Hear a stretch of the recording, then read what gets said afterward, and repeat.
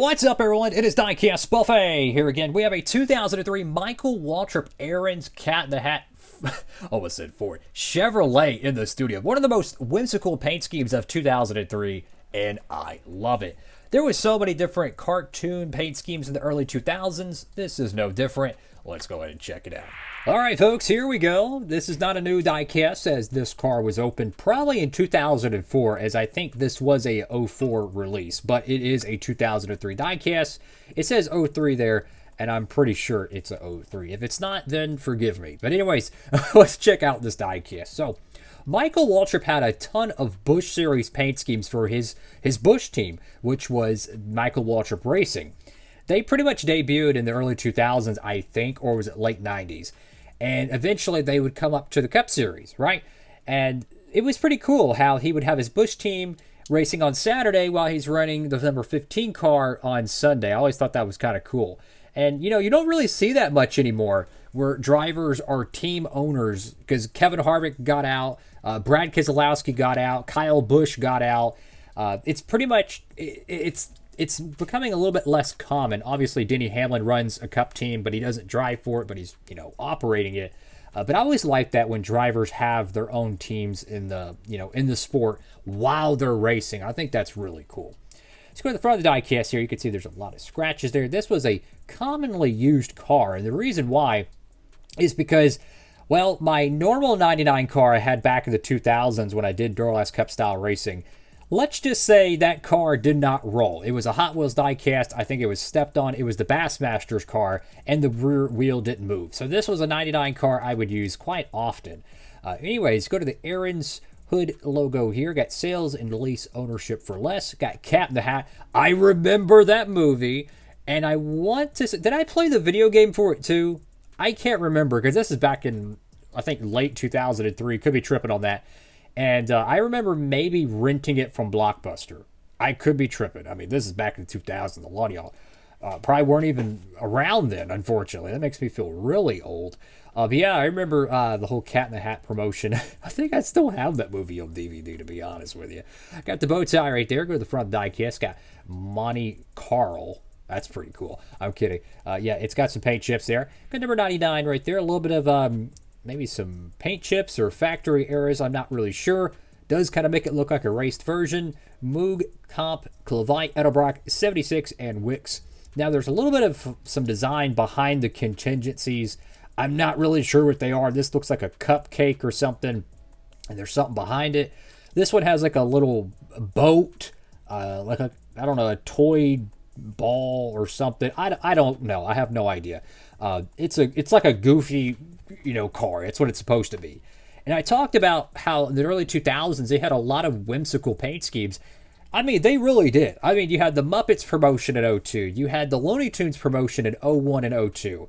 Even the late 90s, what is it, 1997, you had the Cartoon Network cars. And in 03, you still had a couple of Looney Tunes cars that were for the movie Looney Tunes Back in Action. Well, this right here, you have the Cat in the Hat car. Then you have the Shrek cars in 04. They had some Shrek cars in year 2000. I mean, the sport had a lot of cartoon whimsical paint schemes, and it was awesome, man. I wish they would do more of that. Like, I wish they would do another event where there's like 8 to 10 different vehicles running special paint schemes for a movie or a cartoon. I wish they would do something like that. Similar to how Kansas was in 2015. I wish they would do something like that again. I don't know what series it would be, but I think that would be so much fun. And it's great for the young audience, too. That's another thing. You want to make fans, you know, young fans, give them something to cheer about. You know, you're watching the Kansas race in 2015. I remember back in, like, on Nickelodeon, back even in the 2000s. I think this was around 07. This is really off topic. But they were, you know how like in between commercial breaks, they would show little quirky little videos and stuff about like different shows they have. Well, one of them was showing a pit stop with the Shrek 3 car, I think. Yeah, because they had the COT in 2007. And it was like a pit stop or something of the Shrek 3 car. And it was like a 10, 15 second little video they did during the commercial break. My point is that people were exposed to NASCAR that were, you know, they had no idea what it was. That's great for growing the sport. I'm just saying, I wish they would do something like that. Create a really cool promotional thing with a movie, a cartoon, something like that. But that was a cool memory, though, seeing them do a NASCAR pit stop. I think they had like some little audio with it or something. I don't know. It was a little funny little skit they did on commercial, but maybe it's on YouTube. I doubt it, but that was pretty cool. Good year right there. Get almost said Bass Pro Shops. That would have been crazy. Busch Series, but technically it's just the NASCAR blank because they don't have the Busch logo. I got Bud Pole Award, McDonald's Powerade, Autometer, Mechanics Wear, Autolite, Lincoln Welders, and Holly. You got Phillips, GE. Looks like the cat right here took one on the noggin. I mean, doesn't it look like he? I mean, I don't know. I think he took one on the noggin, fellas. Looks like he's kind of beat up there. Sony and something else down there. Got the number 99. Michael Waltrip. Snap-on, American Flag, Coca-Cola, NASCAR Race Car, Shop Aaron's.com. Aaron's, shout out to Aaron's coming back into NASCAR. I'm just saying, massive W to you, Aaron's, coming back into NASCAR. And not only sponsoring for one race, sponsoring multiple drivers, even in the truck series as well. Love to see it. I'm just keeping it real. There are certain sponsors in NASCAR that just need to be in the sport. I've always loved the Aaron's cars, even back at Michael Waltrip Racing. Loved them in the sport. So glad they're back, man. Maytag, RCA, that's a throwback. Dell, and not really sure what those logos are there. Go to the back panel of the diecast. Here you have the fish in the bowl. Okay, Aaron's Dream Machine, number 99. Man, Michael Waltrip had some amazing Aaron's paint schemes. One of the best looking Busch cars of the 2000s, in my opinion, is those metallic Aaron's Dream Machine cars he would run. I think I have his 2004 paint scheme. I think it was 2004 or 2005. It was the purple metallic Aaron's Dream Machine. It has like clouds at the bottom and like stars and like a crescent moon. I mean, it's one of the best looking paint schemes, and what makes it even crazier is no one's done a throwback to it. I mean, metallic purple with all the cool graphics. Oh my goodness. If Aaron sticks around, they have to do a throwback. Come on. I will do a diecast review of it. That'd be great. I don't know, a milk bottle or something there. That's cool. Go to the right side of the diecast, and this has a little...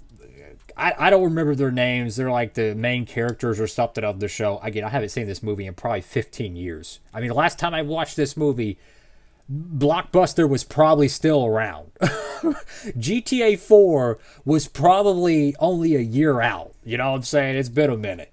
You go to the right side of the diecast. I like how the side skirts have a little black trim there. Then you had the little white stripes above it. And the whole background has kind of this whimsical, wacky pattern. Go to the top of the diecast. You have the number 99. There's some roof scrapage there. So Michael Waltrip unfortunately went upside down. And then you have Aaron's 312. And this is an interesting thing, because the Busch race in 2003, I think was sponsored for Talladega, was the Aaron's 312.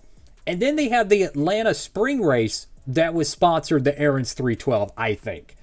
I have no idea which one of those this car ran at. I'm going to assume Atlanta, but it's weird. They had two race dates with verbatim the exact same mileage number and the verbatim the same exact sponsor logo.